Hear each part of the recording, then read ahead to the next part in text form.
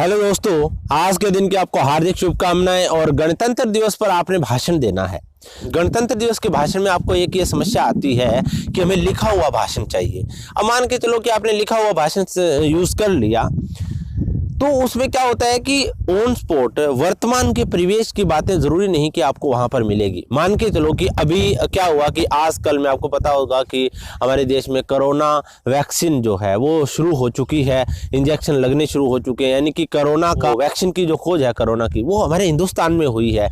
तो एक दिन ऐसा था, तो तब क्या था कि हमारे ऊपर बहुत बड़ी एक समस्या थी और हम लोग सोच रहे थे कि ऐसा कोई निदान होगा जिससे हमारा इलाज और कोरोना की महामारी से हम लोग निजात पा सकें। वो दिन आज आ चुका है।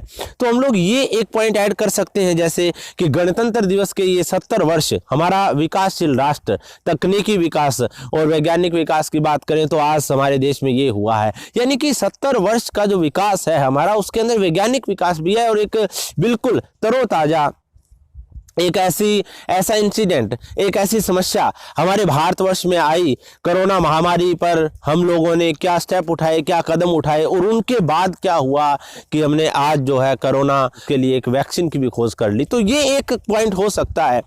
इसके बाद बात करें, देखिए देश में वर्तमान परिस्थितियों के बारे में, करप्शन की बात करें, शिक्षा की बात करें, तो मैं आपको ये कहना चाहता हूं कि गणतंत्र दिवस पर भाषण देना है, आपको प्रभावकारी भाषण देना है, तो हमेशा इस चीज का आप ध्यान रखें कि आपको देश के बारे में जनरल सी कुछ बातों के बारे में आपको नॉलेज होनी चाहिए और उन बातों को कनेक्ट करना आना चाहिए। मान लो देश में कोई भी विपरीत परिस्थिति आई, जैसे मैंने अभी एक स्पीच दिया था कि मुरादनगर में क्या हुआ कि शमशान घाट की एक छत गिरी और उसमें 23 लोग दबकर मर गए। अब देखो वहां क्या था, वो एक भ्रष्टाचार का परिणाम है। वो हम लोगों की इंसानियत मर चुकी है। क्यों ना हम लोग भारत को एक ईमानदार राष्ट्र बनाएं। कैसे होगा ये? कम से कम अपने लालच की वजह से हम लोग इतना तो मानव की क्षति ना हो, ऐसा तो हम लोग सोचें। कम से कम ये हो सकता है। भारत के किसान के बारे में भी आप वर्तमान में देख रहे हैं कि भारतीय किसानों की मांग क्या है। मैं ये नहीं कहता कि आप वहां पर ये कहो कि कानूनों को पास कर दो, क्योंकि राजनीतिक चीजें हो जाती हैं। आप ये कह सकते हो कि किसान के हितों का हम लोग ध्यान रखें। वो ठीक है, वो कानून होने चाहिए, नहीं होने चाहिए, ये मैटर नहीं। लेकिन आप ये देख रहे हो कि किसानों के जो मुद्दे हैं कहीं ना कहीं आज ऊपर आ रहे हैं। लोग उन पर ध्यान देने लग गए हैं। और जाति की राजनीति के बारे में बात करें, आज भी हमारे भारतवर्ष में कहीं ना कहीं, और जो ये धरने हड़ताल हैं, इनमें राजनीतिक हस्तक्षेप होता है। सभी इस बात को जानते हैं। बेशक वो इस बात को ना प्रदर्शन करें कि राजनीतिक हस्तक्षेप नहीं, ऐसा वो कहेंगे, लेकिन है ऐसा। कोई भी पार्टी जब होती है सत्ता में, तो उसके विरुद्ध जो है कोई ना कोई ऐसी हड़ताल करने वाले या कोई भी धरना देने वाले, अपनी मांगों को पूरा करवाने वाले जो लोग होते हैं, उनके साथ कहीं ना कहीं विपक्ष की जो पार्टी होती है वो मिल जाती है। मैं ये नहीं कहता कि कोई भी सरकार रही हो।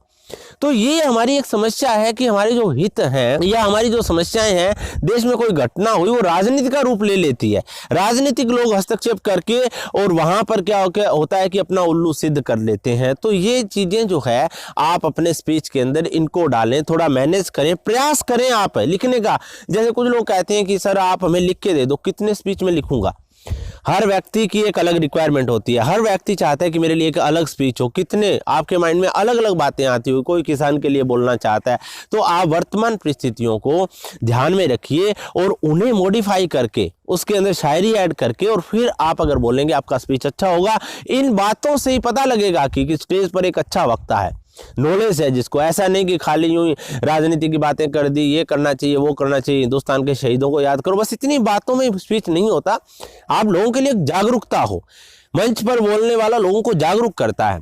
तो मैं चाहूंगा कि आप इसी तरह से सीखें और 26 जनवरी का स्पीच आप ऐसे ही दें ताकि जो आपकी एक आप लोगों को जागरूक कर पाएं और आपके स्पीच को सुनकर लोग जागें, तभी आपको जो है संतुष्टि होगी। इन्हीं शब्दों के साथ मैं कहूंगा कि पब्लिक स्पीकिंग टिप्स के लिए मंच संचालक आपको बनना है या आपको एक मोटिवेशनल स्पीकर बनना है, तो दिए गए कॉन्टैक्ट नंबर पर कॉन्टैक्ट कीजिए। धन्यवाद।